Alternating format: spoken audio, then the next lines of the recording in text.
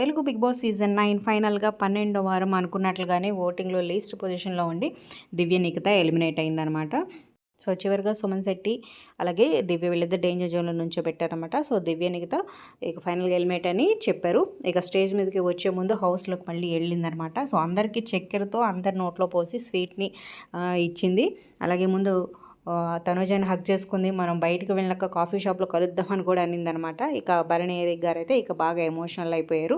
అలాగే డెమన్ పవన్ కూడా ఎమోషనల్ అయిపోయారు అనమాట. సో ఫైనల్గా స్టేజ్ మీదకి అయితే వచ్చి సో గెస్ట్ చేసావా అంతా హ్యాపీగా ఉన్నావేంటని నాగార్జున అనగానే గెస్ట్ చేయడం కాదు కానీ సో ఇప్పుడైనా హ్యాపీగా ఉండాలని బయటకు వెళ్తే ఈ వీక్ చాలా డల్ అయిపోయాను, బయటకు వెళ్తేనే హ్యాపీగా ఉంటానని నాకు అనిపించింది అందనమాట.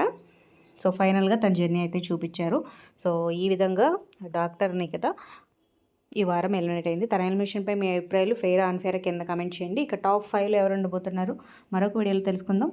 మీరు ఎవరు అనుకుంటున్నారో కింద కమెంట్ చేయండి. Like, subscribe for more updates.